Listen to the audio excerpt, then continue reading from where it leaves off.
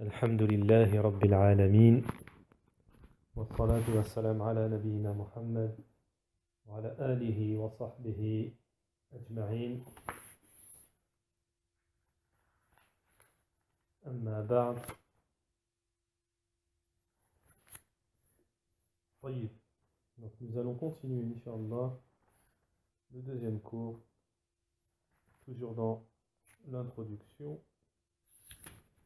du livre intitulé Le livre de l'unicité, Kitab al-Tawhid, du Cheikh Mohammed ibn Abd al-Wahhab, rahimahullah, Cheikh al-Islam Mohammed ibn Abd al-Wahhab, et l'explication, le sharh de Cheikh al-Fawzan, hafizahullah.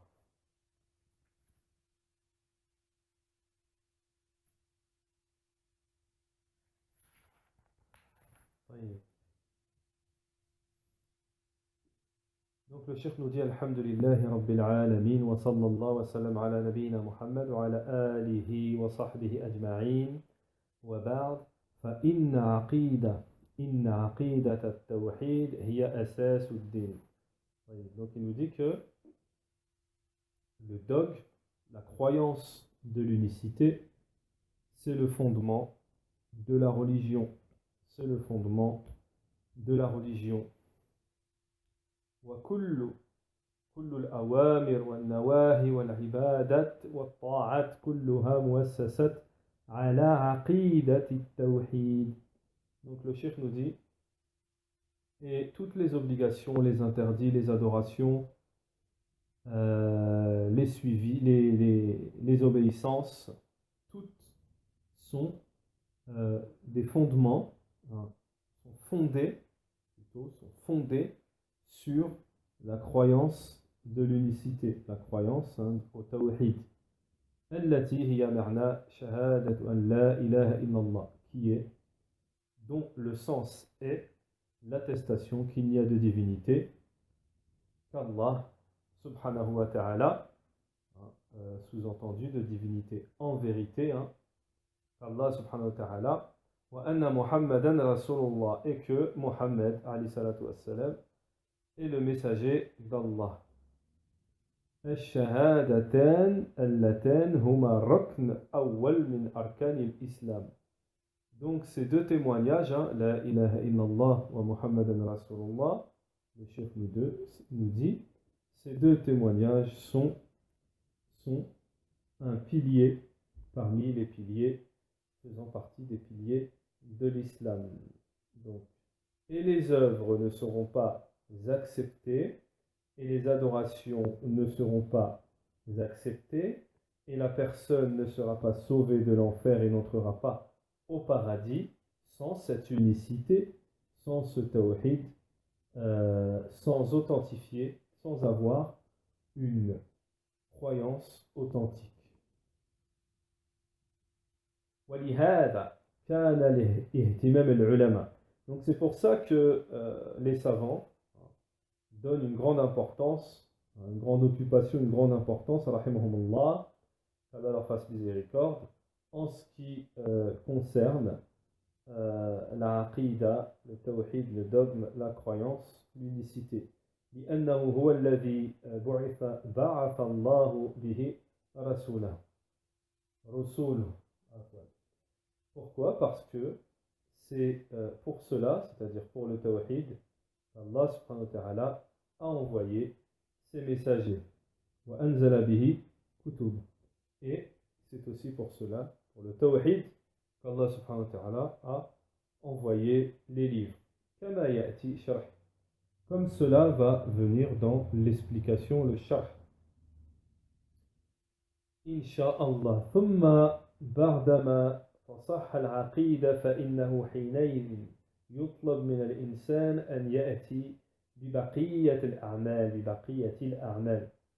Donc ensuite le cheikh nous dit, une fois que le dogme, la croyance est authentifiée, est authentique, à ce moment-là, on demande à la personne de mettre en pratique le reste des œuvres.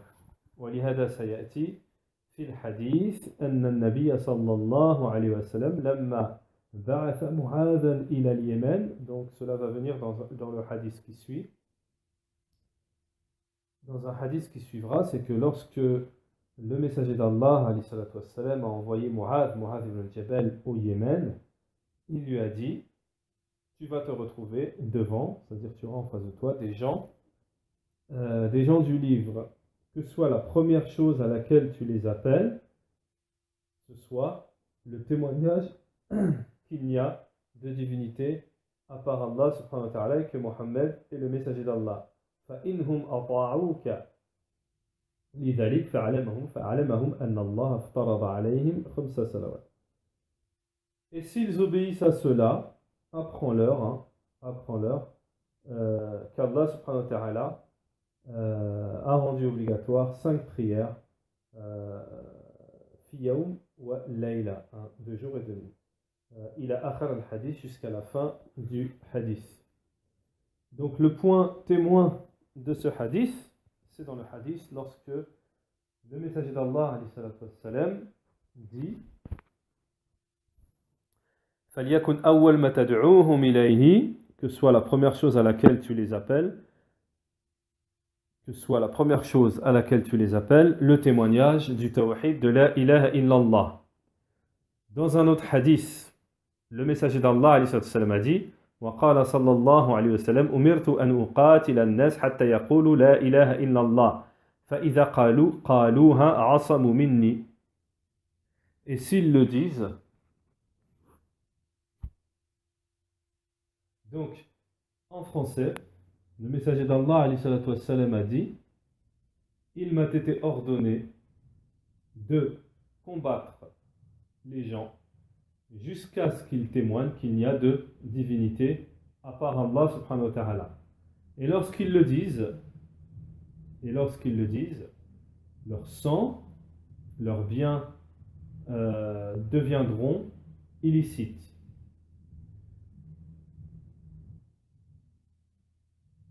Sauf en cas de droit, et le jugement appartient à Allah, leur jugement appartient à Allah subhanahu wa ta'ala. فدل هذا على أن عقيدة التوحيد هي أساس الذي يجب العناية به أولا. Donc cela nous indique, dans ce hadith, que le dogme, la aqida, la croyance de l'unicité, c'est le premier fondement dont il est obligatoire de s'occuper en premier,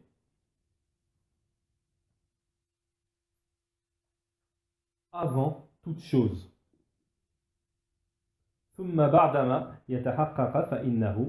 Et lorsque ensuite le tawhid se concrétise, c'est-à-dire que ce premier pilier de l'islam, et ce fondement, le premier fondement de la religion, le plus important, une fois qu'il est concrétisé, là le shirk nous dit on se dirige vers les autres choses faisant partie de la religion et les adorations, bien entendu.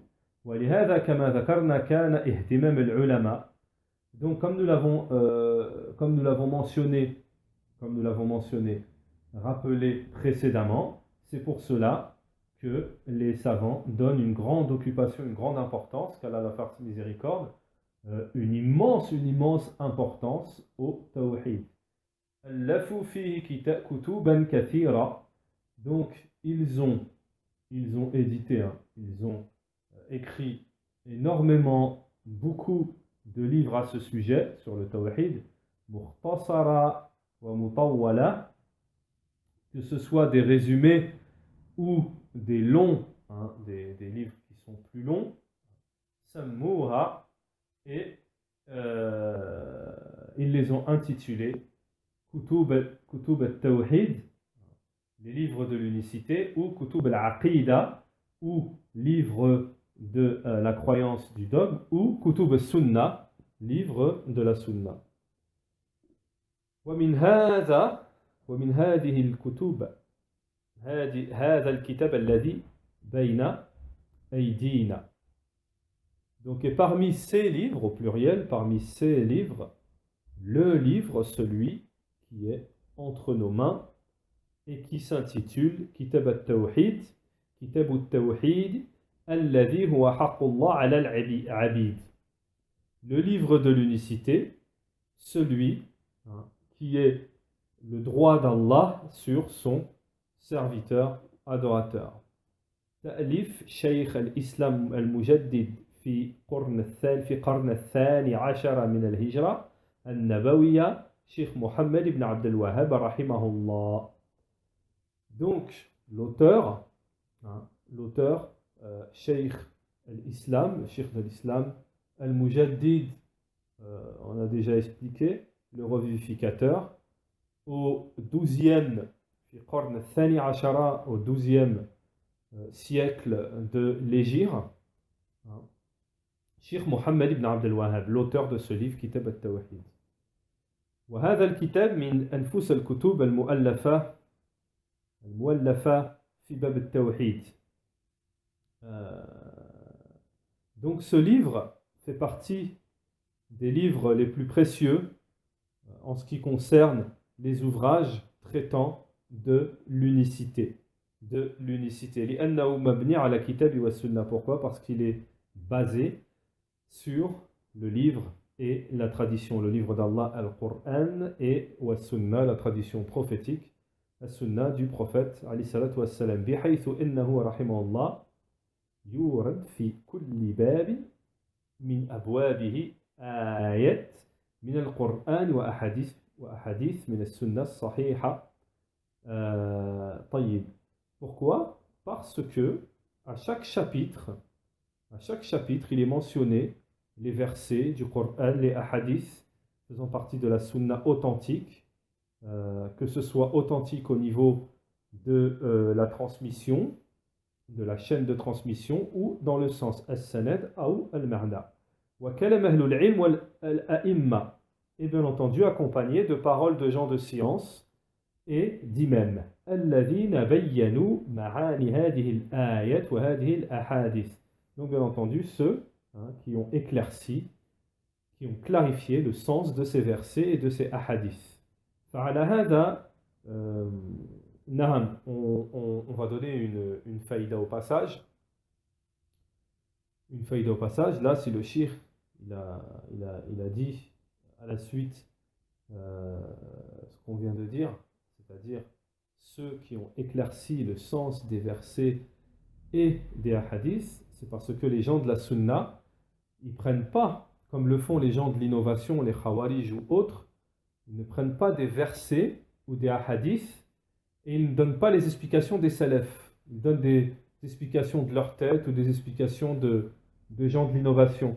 Les gens de la sunna, lorsqu'ils mentionnent un verset ou un hadith, ils apportent immédiatement l'explication des salafs, des ulama sunna, des pieux prédécesseurs, des compagnons, des exégèses du Coran.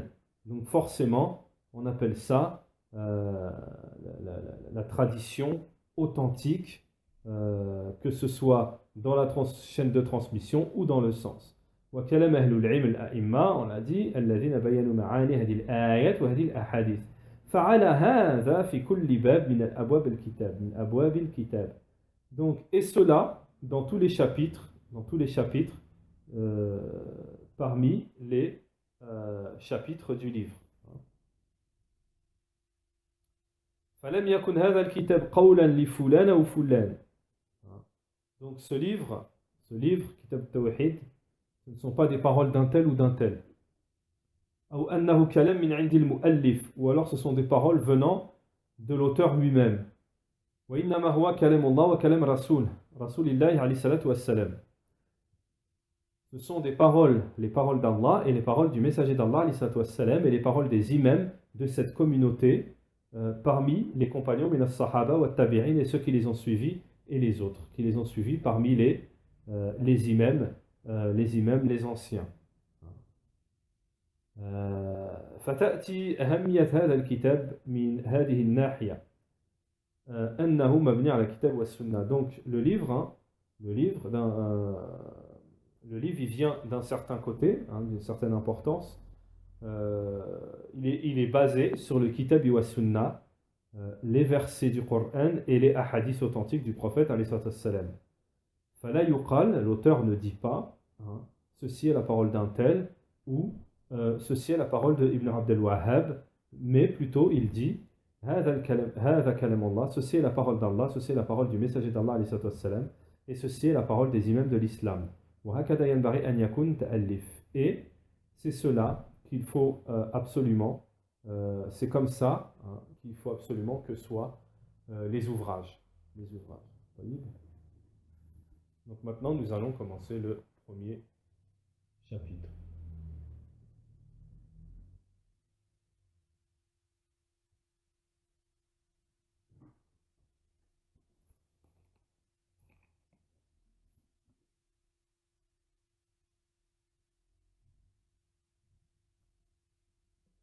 قال شيخ الإسلام محمد بن عبد الوهاب. Donc le cheikh Mohammed ibn Abd al-Wahhab, rahimahullah, il a commencé bien entendu, comme cela est de, par le basmala. Bismillahirrahmanirrahim. Alors, on va expliquer, Inch'Allah, le Cheikh Al-Fawzan, il va nous expliquer, Inch'Allah, pourquoi on commence par le basmala. Moi, comme j'ai l'habitude dans mes cours, hein, ceux qui suivent mes cours depuis longtemps savent que j'apporte toujours des fawaïd lorsqu'il y a des fawaïd que je peux apporter, c'est-à-dire des paroles extrêmement profitables qu'on peut faire partager, alors qu'elles viennent par exemple d'un sharh d'un autre savant, comme là ça va être le cas, on va ramener une faïda qui vient du sharh, un sharh très poussé, hein, qui est en 3 volumes de Cheikh Salih Ali Cheikh, où c'est vraiment détaillé. Donc ça pourrait m'arriver d'apporter des fawaïd, des paroles très profitables, hein.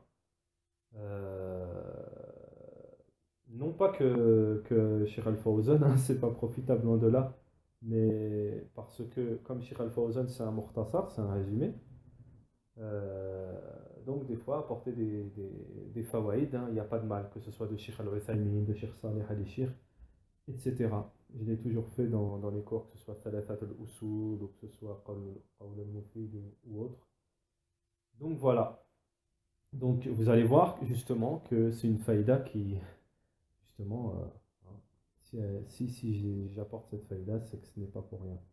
Tayyib.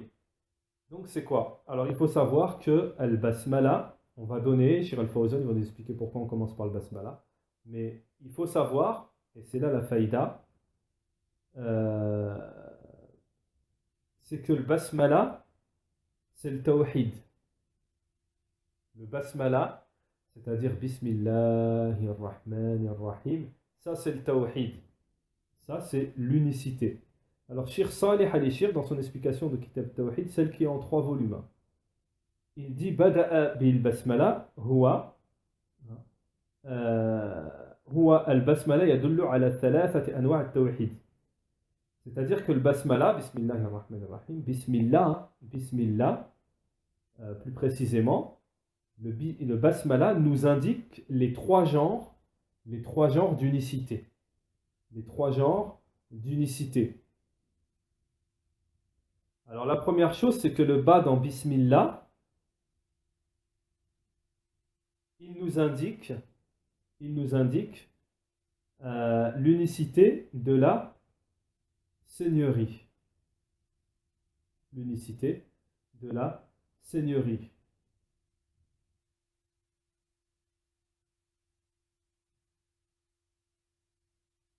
Le bas aussi nous indique Yufid al-isti'ana min mufradat al-tawhid al-uluhiyya.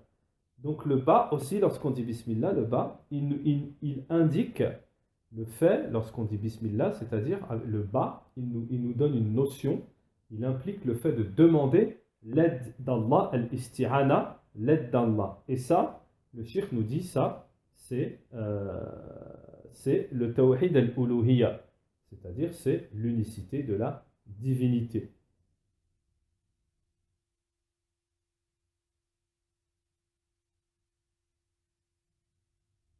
Ensuite, kadhalika, Allah également le terme, le mot Allah, laf jalalat Allah subhanahu wa ta'ala, est dérivé du mot divinité, min ilah. Donc le terme Allah, laf jalalat Allah, c'est dérivé du terme Allah, ce qui nous indique l'unicité de la divinité aussi.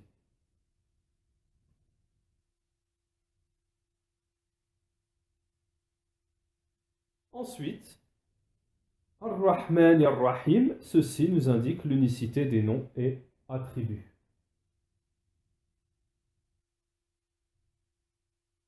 Donc, ce n'est pas une faïda des moindres, étant donné que pour ceux qui ne savaient pas, maintenant ils savent qu'à chaque fois qu'on dit Bismillah ar-Rahman ar-Rahim, on fait allusion au Tawhid. Ceci est le Tawhid. Voyez, parole de Cheikh Salih al-Sheikh. قال, nous revenons à Cheikh Al-Fawzan, حفظه الله, قال رحمه الله بسم الله الرحمن الرحيم بدها كتابه.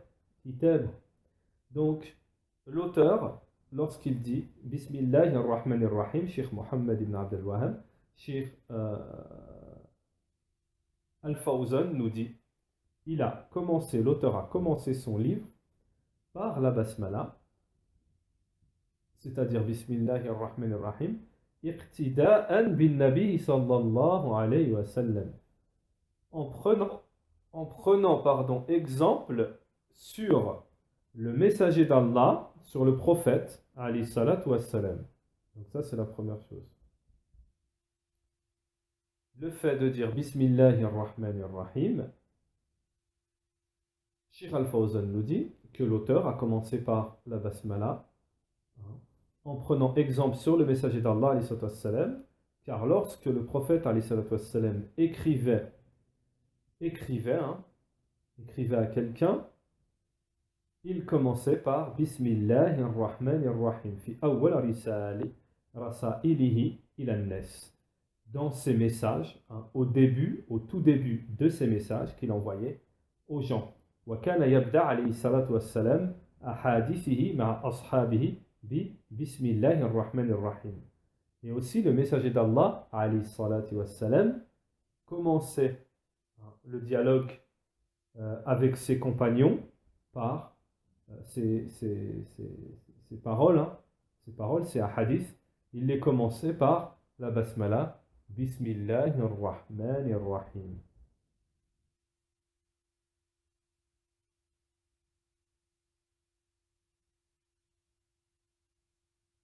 Alors, ensuite, Cheikh Al-Fawzan, il nous dit une deuxième chose. Pourquoi l'auteur a commencé par le fait de dire la basmala Bismillahir Rahmanir Rahim en mentionnant un hadith,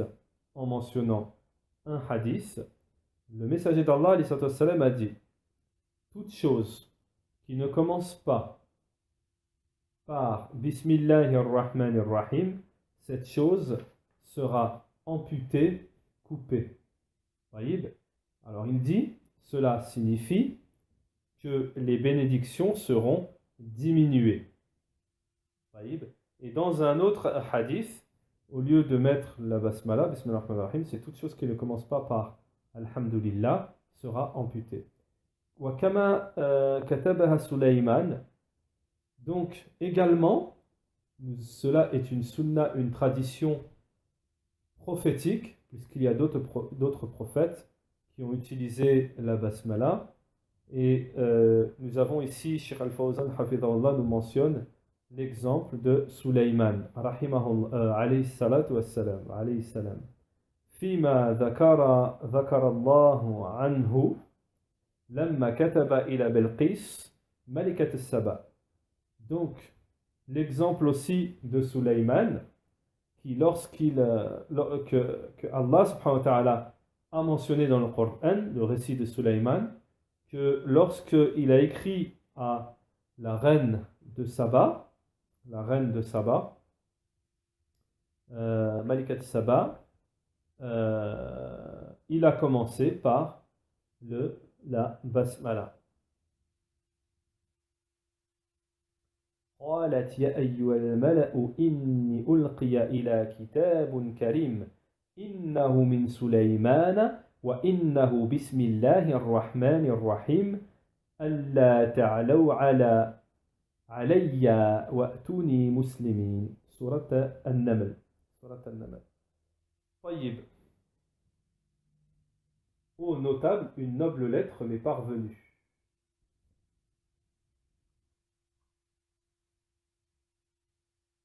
Donc, nous avons la preuve ici que Sulaiman, alayhi salam, lui aussi commençait par la basmala.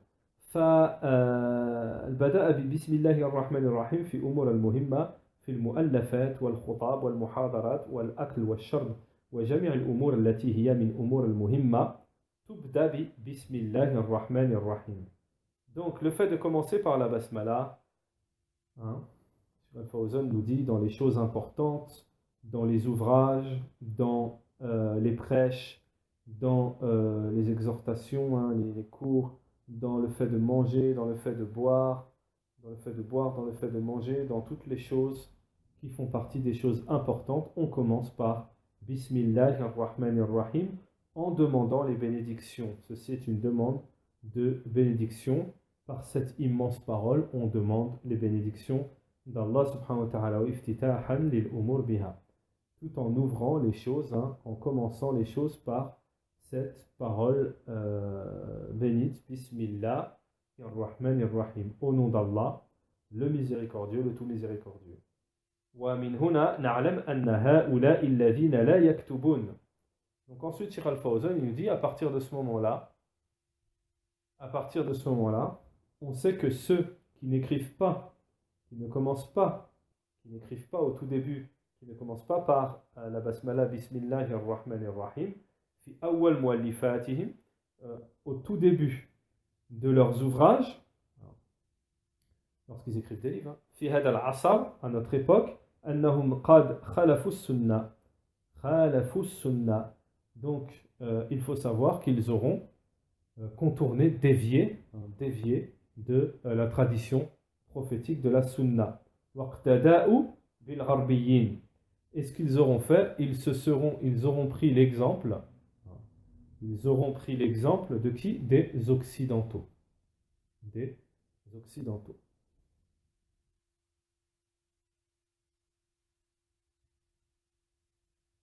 Cheikh Al-Fawzan, il nous dit, en tout cas, hein, ce qui est légiféré dans le droit du musulman, c'est de commencer par cette parole dans toutes ses affaires. Dans ses ouvrages, dans ses prêches, dans ses exhortations, dans ses messages.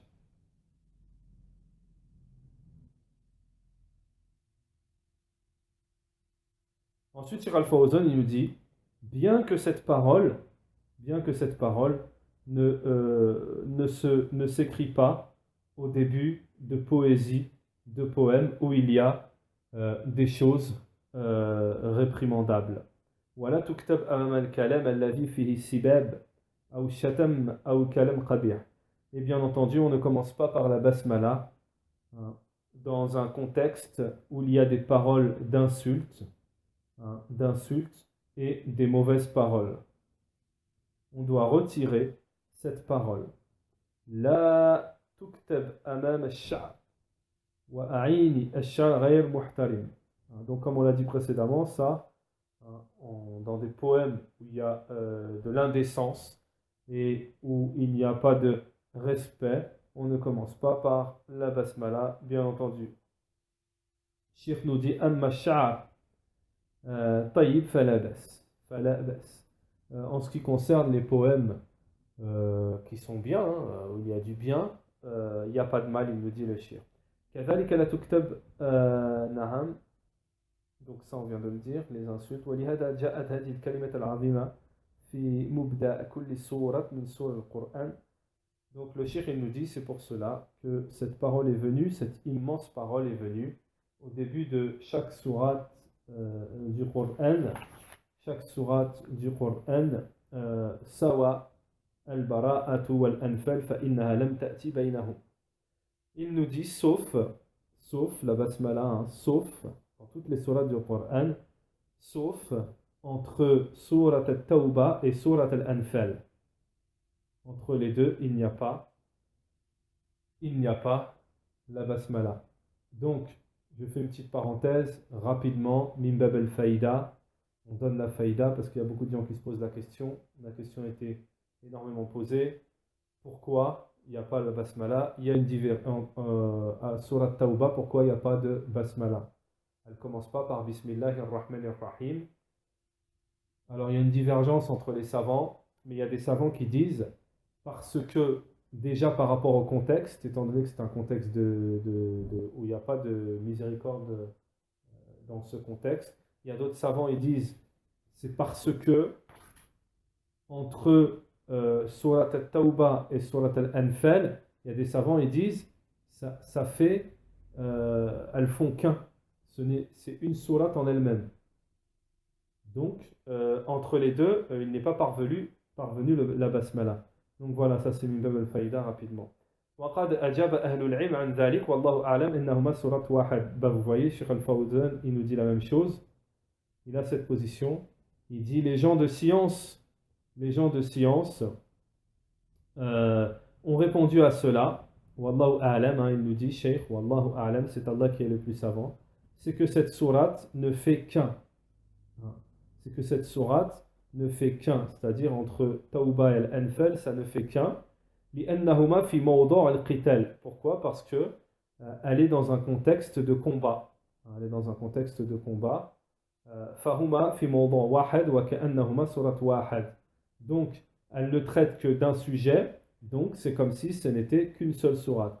أما في بقية السور فإنها تأتي في أول ومطلع كل السورات. Tandis que dans les autres sourates, il n'y a pas de souci, hein, la basmala vient au début de chaque sourate. ومعناها كما قرر أهل العلم.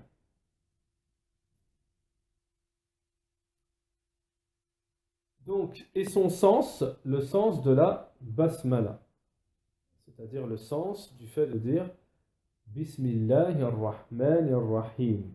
Son sens, comme l'ont répété les gens de science, Bismillah, au nom d'Allah.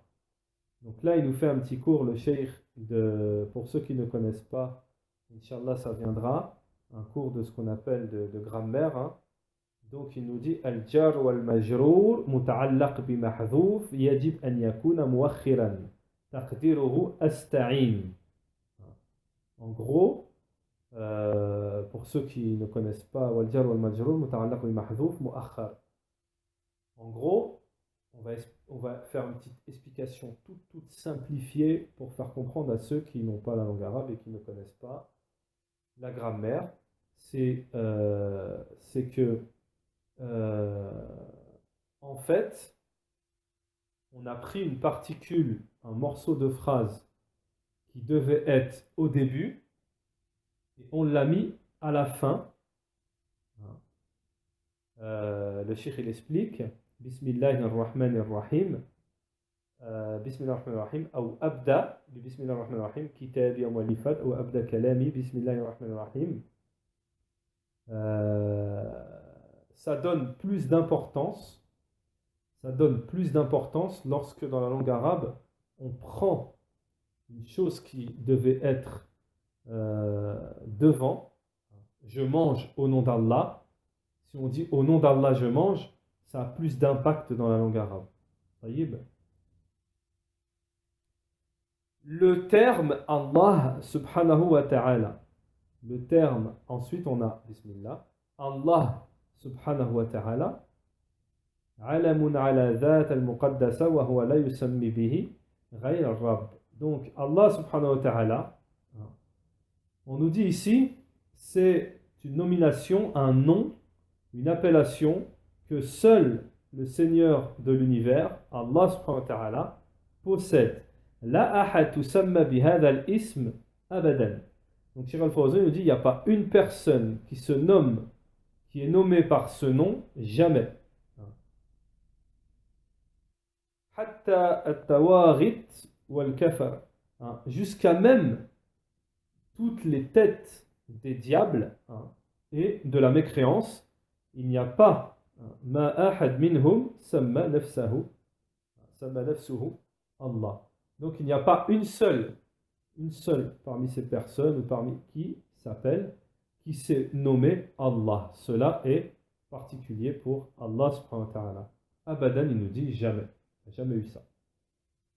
Il nous donne un exemple, Cheikh Al-Fawzan, il nous dit Fir'auna qal, Pharaon a dit Ana rabbukumul a'la. Donc Pharaon, il a dit, surat 79, verset 24, Pharaon a dit, je suis votre Seigneur le Très-Haut. Ma qala ana Allah. Il n'a pas dit, je suis Allah. Il n'a pas dit, je suis Allah. Ma'a kufrihi lam yad'u an yusammi nafsahu hada al-ism. Donc, avec toute la mécréance qu'il comportait, hein, il ne s'est pas nommé lui-même par le nom, par le terme Allah. طيب. وإنما هذا خاص بالله. Ceci est particulier, spécifique à Allah subhanahu wa ta'ala. Wallah, donc c'est pas terminé. Allah, lafz jalalat, donc Allah subhanahu wa ta'ala, le terme Allah, le nom Allah, son sens. Dhul uluhiyya. Donc c'est celui qui a la divinité, qui possède la divinité. C'est celui qui possède la divinité. Wal-uluhiyya ma'naha al-ibada. Le Cheikh Al-Fawzan nous dit, et la divinité, son sens, c'est l'adoration.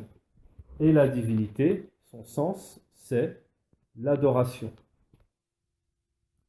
Al-ibada yuqal alaha ya'lahu marna abada yu'bad.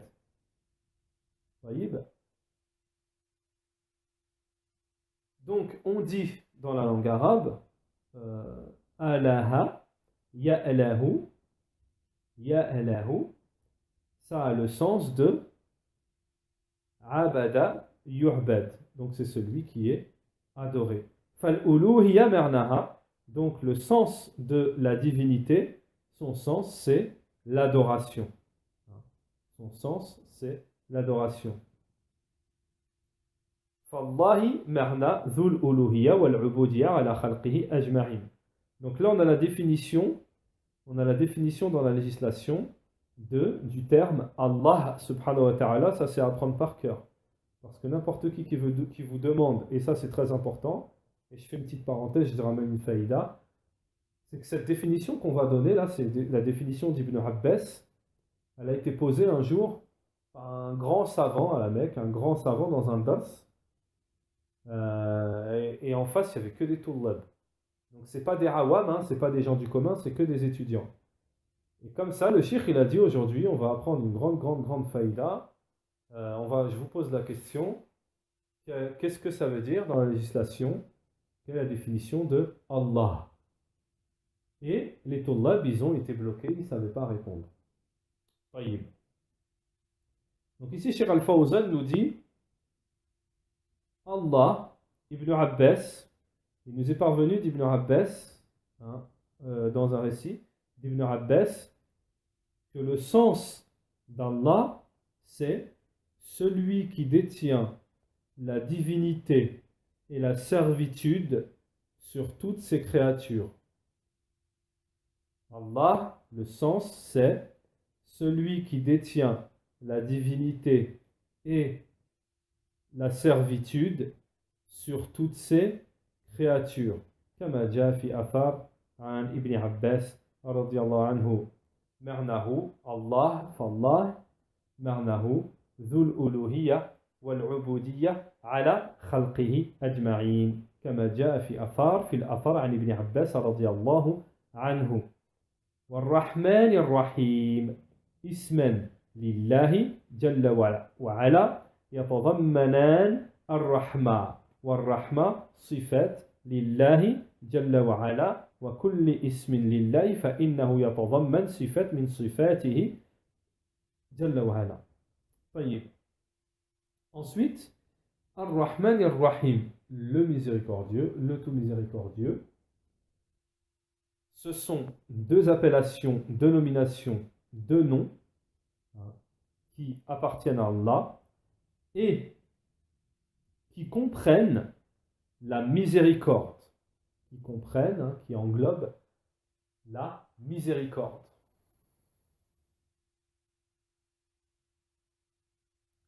La miséricorde est un attribut d'Allah subhanahu wa ta'ala.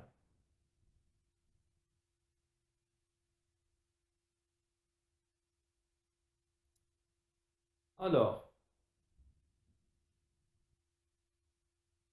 Ar-Rahman Ar-Rahim, le tout miséricordieux, le très miséricordieux, bien entendu.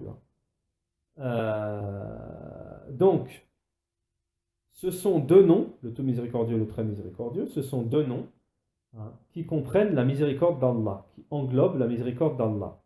La miséricorde est un attribut d'Allah subhanahu wa ta'ala et tous les noms comprennent un attribut parmi les attributs d'Allah.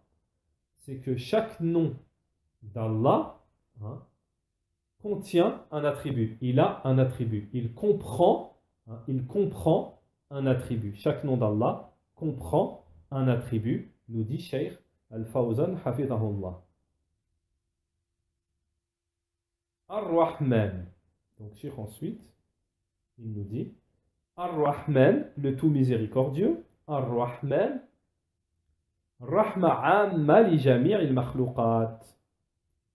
Donc ça, c'est la miséricorde générale pour toutes les créatures. Ar-Rahman, ça veut dire quoi? C'est, le Cheikh nous dit, la miséricorde générale pour toutes les créatures.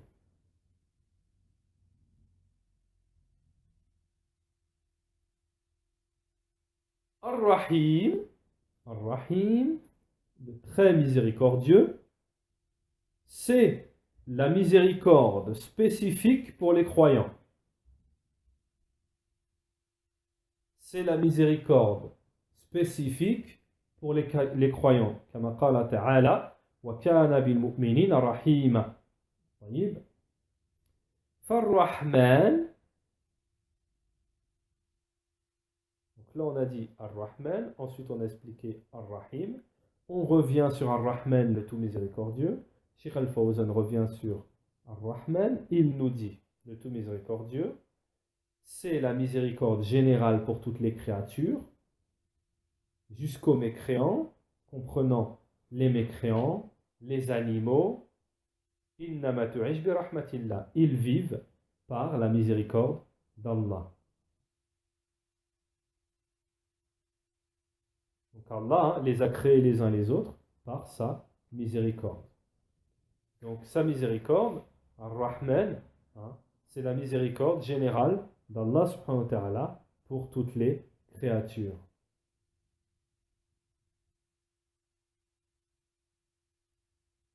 Cheikh Al-Fawzan nous donne un exemple, jusqu'aux bestiaux, hein, aux bestiaux qui pour donner à manger à son enfant, lève, hein, sa patte, hein, lève sa patte pour donner à manger à son enfant, hein. Ceci fait partie de la miséricorde d'Allah subhanahu wa ta'ala.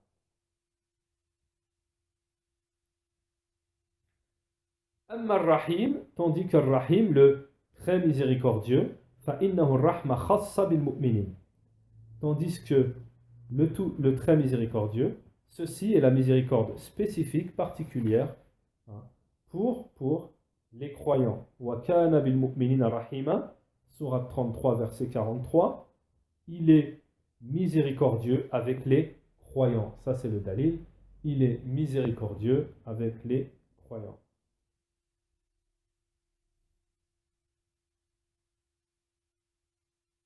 Donc, Ar-Rahma, on revient sur Ar-Rahma, le tout miséricordieux.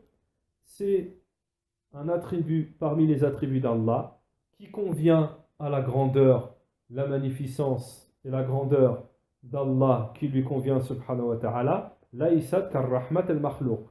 Donc, elle n'est pas comparable, elle n'est pas comme, hein, la miséricorde des créatures. La miséricorde d'Allah, hein, n'est pas égalable, n'est pas comparable, elle n'est pas comme la miséricorde des créatures, nous dit Cheikh Al-Fawzan. Wa innama hiya kasa'ir sifatihi. Mais plutôt, elle est comme le reste de ses attributs, c'est-à-dire le reste des attributs d'Allah subhanahu wa ta'ala, c'est-à-dire qu'elles conviennent à sa grandeur, Allah subhanahu wa ta'ala.